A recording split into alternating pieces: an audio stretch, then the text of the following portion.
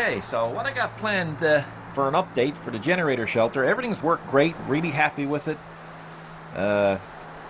We used it in a probably one of the coldest times that we had this winter, and we lost the power for over 20 hours, and boy, I'll tell you, it was sure nice having a bit of heat in the house and some light, and of course, most importantly, internet.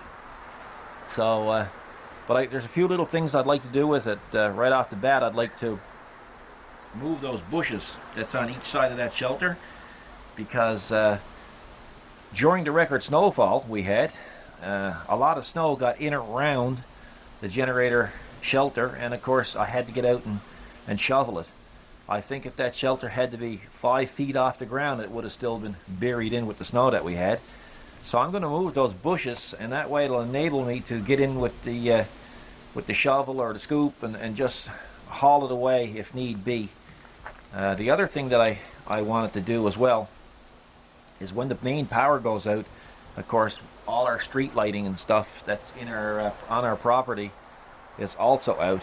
So what I'm going to do is I'm going to put a dedicated street pole there with a street light, an LED street light on it. It's going to be about 10 feet high, and that's only going to be used when the generator itself is running. So in other words, when the main power is off in the house, or when the utility power is out, well, we'll still have a street light, and that way I can look out at the shelter if need be and just check and see if you know, if the shelter is working, if the generator is looking okay, or if the if there's any snow around it or whatever. And of course, if I'm walking out to check it, it's nice to see where you're walking as well. I'm also going to put some LED lighting inside the shelter itself. So, and another thing I'm planning on doing is just putting a small weather vane on the light pole itself. That way I can look out and see what direction the wind is blowing in, because that's been a problem for me to tell as well. So what I got to do first is I got to get rid of this snow, and I'll be right back, and I'll show you some progress. Okay, that took a little bit of doing, but got rid of the snow. Still some left over there, but where I need to work, I'll be able to work. So I'm going to start to remove those shrubs on each side of that. Then I'm going to go along the back, and I'm going to start digging, put the sonotube down to pour for the street light that I have built. So I better get at it. Okay guys, that's the dooflicky I got to put down in the sonotube. So we'll go down and we'll have a look. I'll show you what I got done, or what we got done. They don't call the island of Newfoundland a rock for nothing, because I'm going to tell you, there's rocks. You're either going to hit a rock or you're going to hit a major root, like over there and like right there. So there's a 12-inch sonotube. If I can get it up, there's the hole. It's about 3.5 feet. So I still got to cut some of the sonotube, and I put a couple of rebar down in the hole with the ground rod driver. So hopefully now that'll do. I'm going to cut tube, and then I'm going to pour the cement. I'm going to mix my own. Wifey said she's not going to go no deeper than 3.5 feet. Well, I figured I'd show you me, because I figured I'd get some dirty emails saying, you never let your wifey dig that hole, did you? Well, wifey didn't dig the hole. The reason why you see me like this, I dug it by hand, because if I used the backhoe, I would have took up too big of a space, and that way when I did pour the cement, it would be loose in the cement. So now it's uniform, it's round, everything around it is compact. So when it goes in and it's poured, it's going to be super strong. So that's how I do it for that particular hole. Okay, let's go have a look and see how we're doing this. Sunday morning. Well, it's actually noontime Sunday. I picked up some trickery. My old faithful mixer that I've had for, I don't know, maybe 25 years.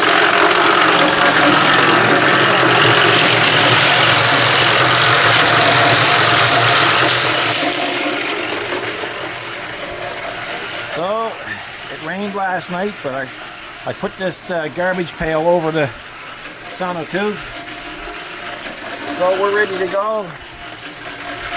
I'm just going to start filling that up. It won't take me very long. Like I said earlier on, the reason why I dug this by hand is because I didn't want to upset the surrounding area. So when this is poured, I don't mind it being out of shape a little bit, but when it's poured, it's going to be quite strong in the hole. The perimeter of the hole is going to support it too. So that's my reason behind that. And I dig a lot of holes like that. It's tough, but there's my main tool that I dig with, right there. Scoop it up by hand. I use rakes, not rakes, but pry bars and sawzalls and everything just to break up the roots and the rock. And it works. Let's have a look and see what we got done. It took exactly 6 66-pound bags of Quikrete to get it done. So that's not too bad.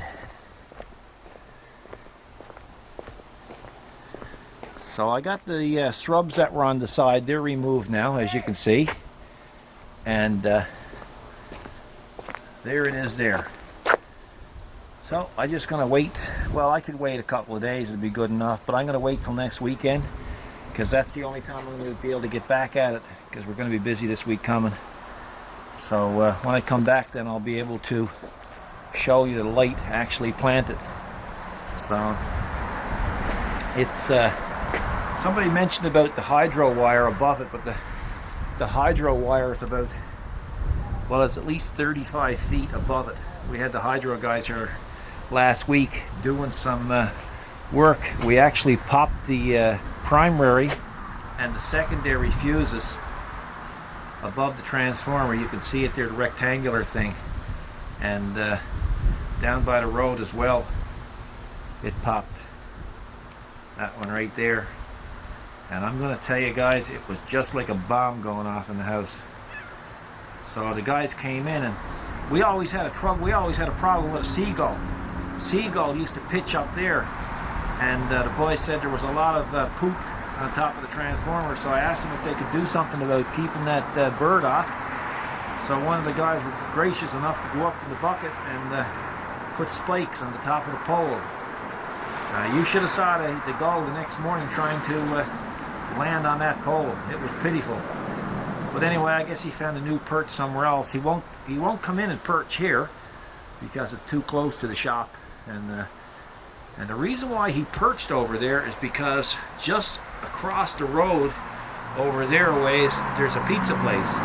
And the school kids who walk down the road here usually throw their crust and stuff away. And of course, the gull waits for his chance to go at it. So I guess he found another pole to perch on. But anyway, so I asked the hydro guys about the light, the LED light I put in there, and they said absolutely no risk whatsoever. You know, if the pole was going to be a risk, so would the tree. So, and the tree has been all cut away. They, I must say, boy, Newfoundland Light and Power, they really give us good service, you know. You got to call it what it is, and these guys are just excellent technicians when they come in here. But anyway, so that's it for there. Oh yeah, another thing I gotta tell you about. I don't know how many of you guys are out there that have trouble lending things. I always seem to have trouble lending things. More so getting them back than lending them. So, about 20 years ago, when I bought this, or 25 years ago when I bought this thing, everybody wanted to borrow it. And they would borrow it, and I would get it back, and it wouldn't be clean, and I would have to clean it and chip away the cement, the dried up cement on it. And then a friend of mine borrowed it, and he had it for about 2 weeks to pour a step. When I called him and asked him for it, he said, well, I lend it to my brother, and when he's done with it, my other brother needs a lend of it. So anyway, I got a very simple decal to put on it when I got it back, and it says, don't ask. And of course, when you turn it on,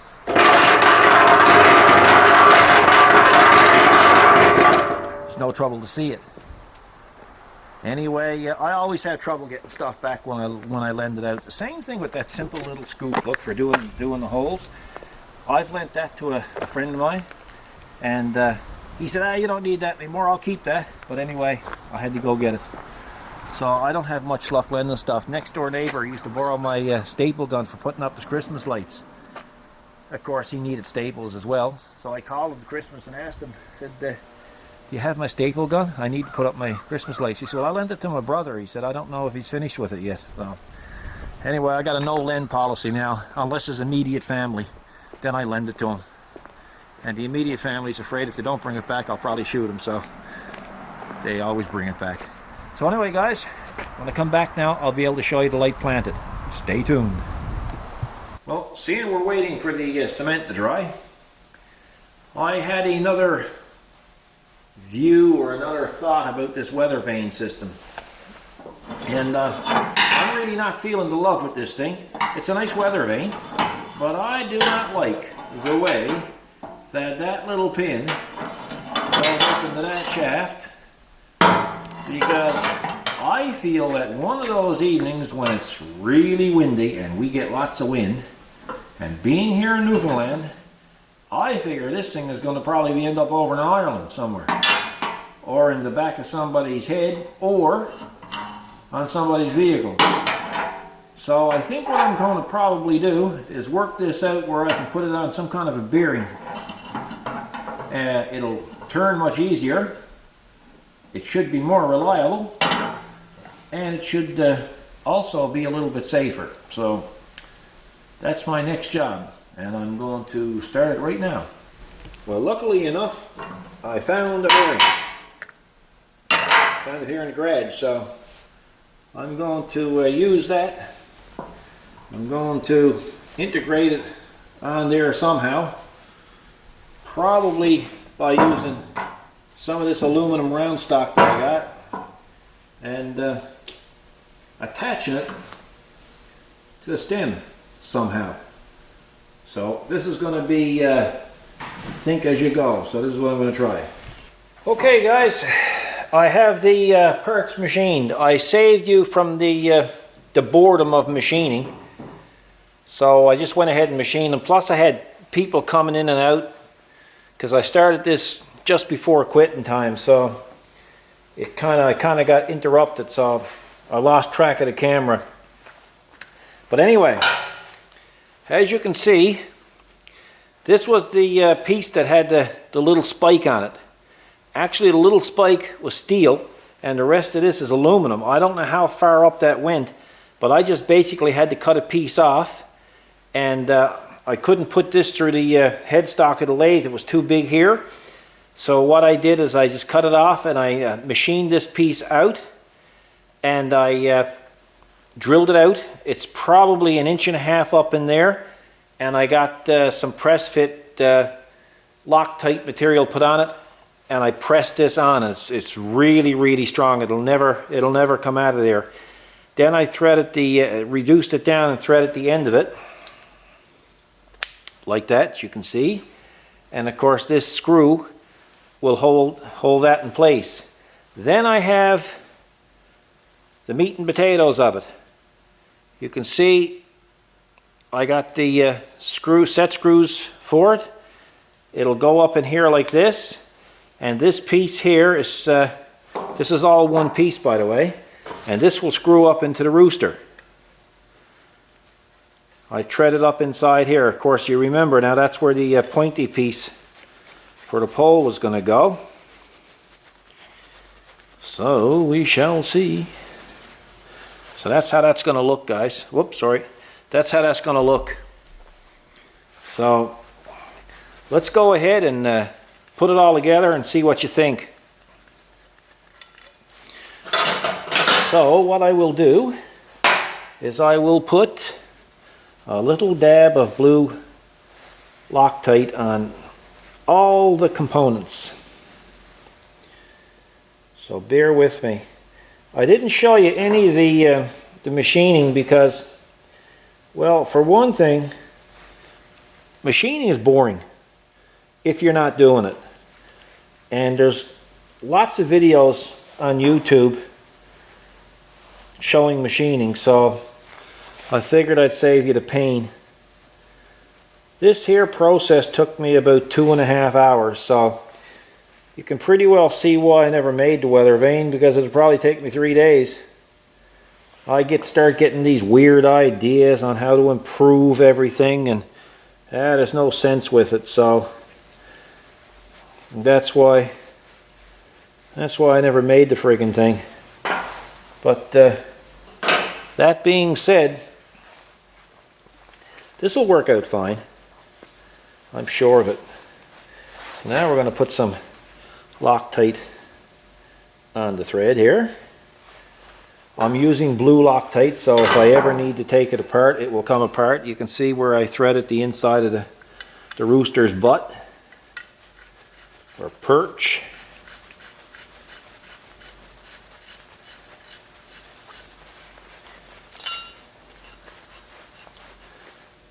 Because I'll tell you, I just didn't think it was safe the way it was. What do you think, guys? Look cool or what? So now, I'm going to take my little set screw and I'm going to put a little dab of Loctite on that. They say a little dab will do you.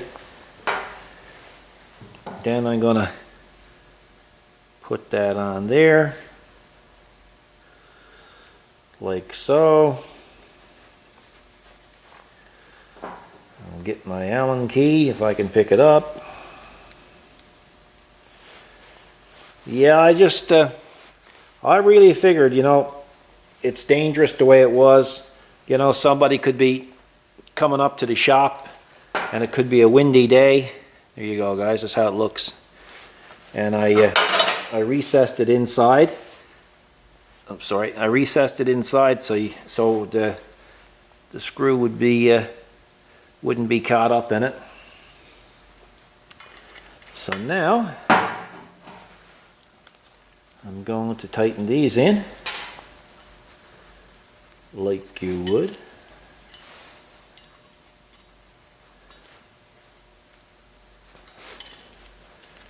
Now there we go.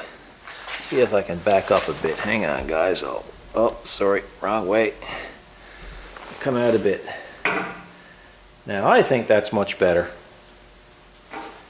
And you know what? I don't even think I'm going to paint it. I think I'm just going to leave it like that because it'll kind of look cool. People are going to say, what kind of weather vane is that? And I'm going to say, well, I bought that at Home Depot. And they said, well, I bought one too, but it didn't look like that. And I'll say, well, something must have happened, you know. You must have bought the cheap one because this one had all of this. Because there's no way I'm going to tell them I spent 2.5 hours making this. They're going to laugh at me. Might be dumb, I'm not stupid. And that's pretty cool, you know. Now when I put it up on the pole, I don't have to worry about the wind hitting it. And you know what? It's really smooth. So it should even be more accurate. So there you have it, guys. Also too, I recessed the bearing up inside the housing because that way, you know, the weather will stay out of it, act like a rain cap. And also that's a sealed bearing as well. And I put a little bit of graphite grease. I just pulled the cups up, the rubber seal, and I put some graphite grease in there. And so I think that's going to be really, really cool. But that's just me. So, you know, that's another way to kick the can. I'm sure you guys out there will have a dozen different ways that you'll say, hey, Paul, you could have did it this way and you could have did it that way. And I realize that. It's just that this is the way I chose to do it. And whether it's right or wrong, it's better than what it was. So I did take some auto sol and polish it up on the lathe. Never spent a lot of time at it, but it works. See if I can get the camera up. The only bad side to this is wifey is not going to be happy because the lathe is really dirty. So I guess wifey is going to have a job tomorrow. But I don't know how they made this, but they must have put the steel bar up or steel rod up inside, and then they must have just poured it around, because this is a cast. There's nothing straight about it. It's just a cheap old cast aluminum. But I think the best part of this is the bearing. But anyway, guys, I'll take you out and show you the lathe now. Well, anybody who's been watching our videos will say, hey Paul, well, that lathe is not as dirty as the last time. So, and I guess it's right, but oh boy. I'm just going to ask her tomorrow morning to come out and just have a look at the lathe. I'm not even going to tell her. But anyway, I shall continue on. Where are you going? Jeez, I'm giving it up for the day. You're giving it up at 20 after 4. Yes. Sure was no point in even coming in this morning if you're leaving this early. Well, why? It's 4:30. There's tractors to be detailed and there's stuff to be done. I don't do that. What? I don't do tractors. That's a poor attitude for upper management. Well, poor attitude. That's why I'm upper management. Poor attitude. That's why I'm upper management. I think I'm losing out here. I think you are. I think you're going to have to do it yourself. Okay guys, I don't know if it's too windy for this, but the light pole has been planted.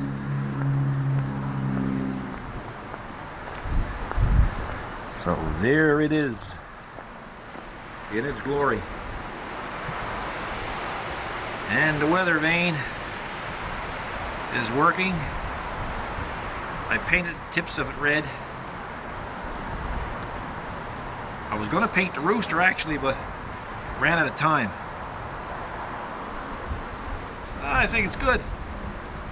I'm happy with it. And the base, it's up about an inch off the soil, and air can circulate under it.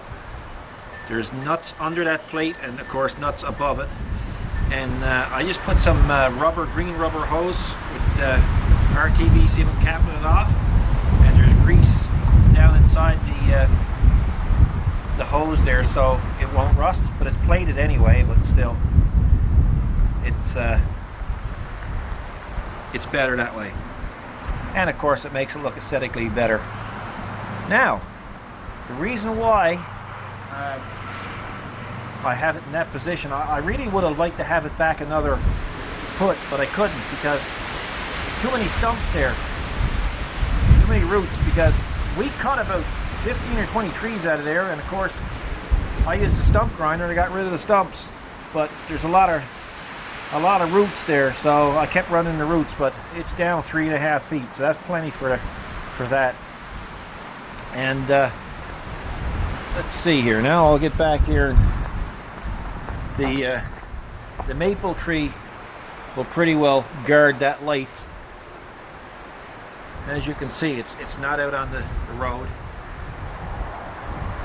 so I think it's going to be great. So what I'm going to do tonight, I'm going to come out and I'm going to show you what it's like with all the lights off.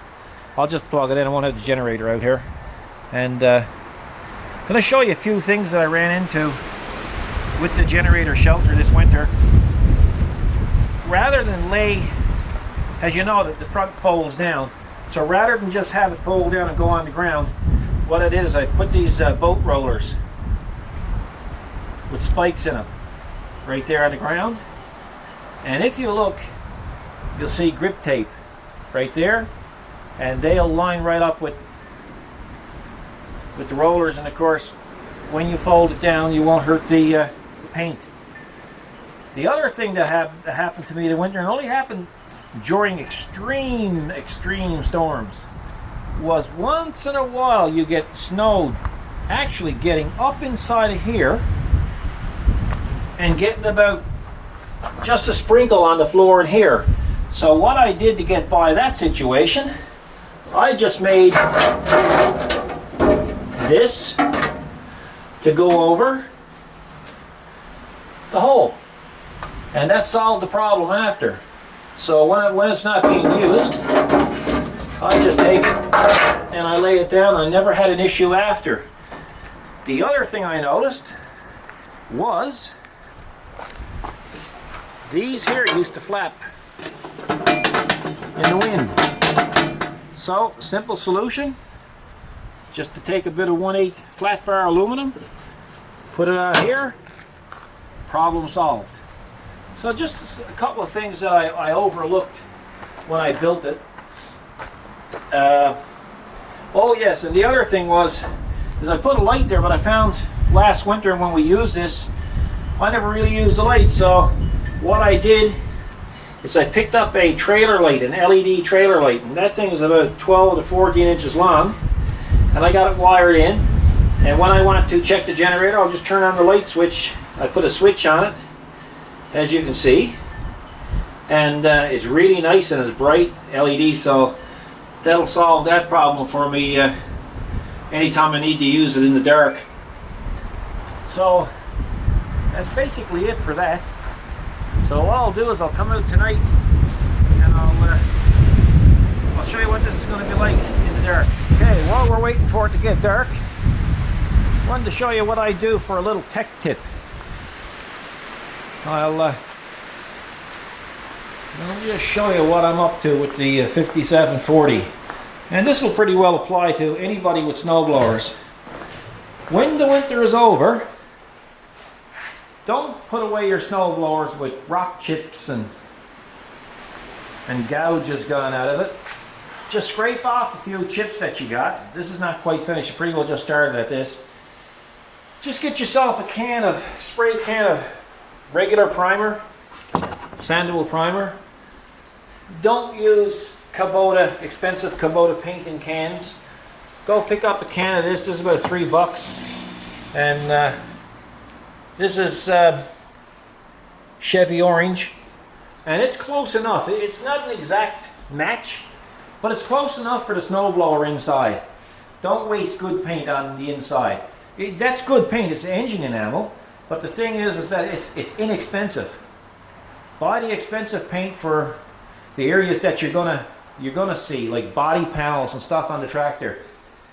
And I'll tell you, like this snowblower, I've used this snowblower since 2008, and when you see this finished, I mean it's gonna look like a 6-month-old snowblower. So you know, it's well worth taking your time and detailing these things before you put them away for the summer. It's nice to have all the scratches gone out of them so they don't get worse over the summer and whatnot, and, you know, and cover them up, you know. Lube the chain, get some good quality chain lube the chain, and grease them up, whatever it takes, and your snow blower will love you for it. So that's the tech tip of the day. There you go, guys. Now you can see what I mean. One can of spray, and wasn't even really particular with it, but it cleaned it up nicely. And it don't have to be exact paint match because it's on the inside. That's all you need to do with it. Keeps it fresh looking, keeps it in good order. So I'll show you a new decal light they made for me. She makes these different sizes. Pretty cool or what?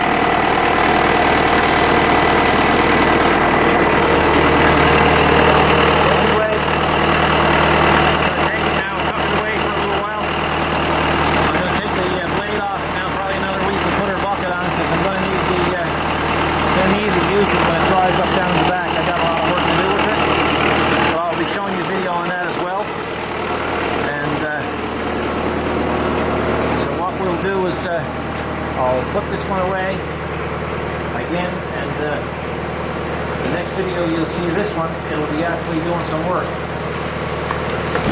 Okay guys, let's go out and have a look. It's pretty well pitch black out. Let's see what it looks like. Hey, there she is. That's the light. So now when I'm coming out, if there's a power outage, I'll have no trouble to see.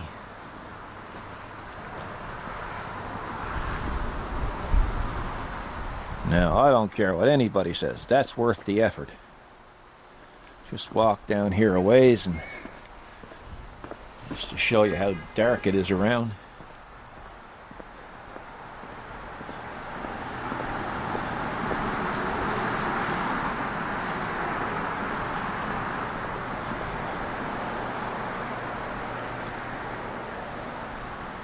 There you go.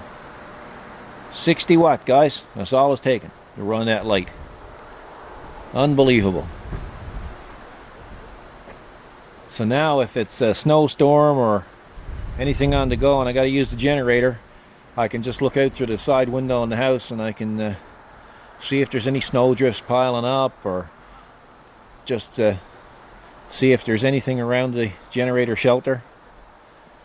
So it's pretty cool. It lights up pretty good. And of course, if the light was higher, it would even be better again. But I just wanted to go 10 feet. That's all I needed to go. So as you can see in the video, there's a bit of drizzle going on here now. But yeah, so I'm happy with that. It was worth the effort. And it kind of looks half decent there, I think. So, time to get back in the shop.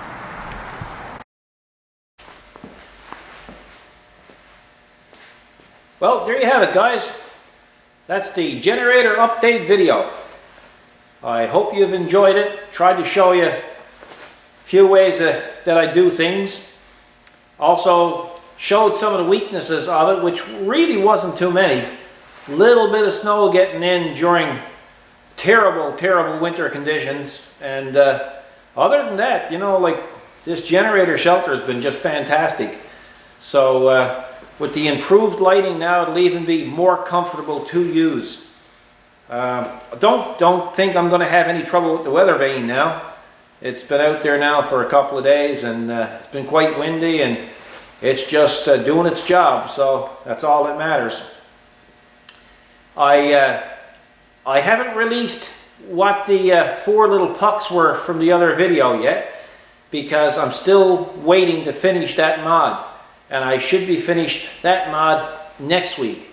So I'll come back with a short video, probably do some tips on tractor maintenance on the next video, change it up a little bit, and got some nice video coming too on operating the tractors. I got some new camera equipment, and I'm going to be using that on the BX especially. I've got the mounts and everything mounted on the tractor already, so that's ready to start shooting. So I hope you're going to enjoy that as well. In the meantime, if you have any comments, please make them. If you haven't subscribed, please do so.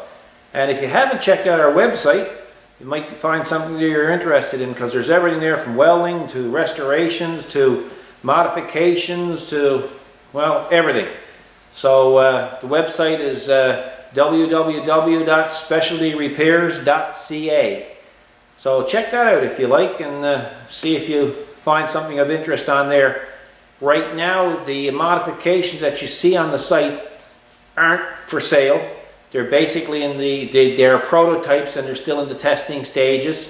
And we're really behind on that because it's only me and wifey doing this sort of thing, and we got a daytime job that we got to kind of look after as well. So that kind of day job gets in the way of the stuff that we really want to do. In the meantime, spring is here, spring has sprung, as they say, and we're going to start really using the equipment now. And you're going to get to see some of these mods actually working, and then you can be the judge if it's marketable or not. So that's something else to look forward to. So thanks for watching the videos. We really appreciate it, and wifey gets a kick out of your comments as well as I do. And we really appreciate you taking the time to view the videos, because some of them are long. I'm hoping this one is going to be, I don't know, maybe, I'm shooting for 40 minutes. I'm hoping 30 or 40. It's hard to know until I upload all the bits, and then I do a small bit of editing, not very much, and then I try to keep it within 30 or 40. Sometimes it goes over an hour because it's just hard to tell. But in the meantime, guys, it's Easter, so happy Easter to everybody that's out there, and I hope you have a joyous one. And for most, it's a long weekend, so if you're out and about, be safe and look after yourself, and we'll see you in the next video. Thanks for watching, guys. Take care.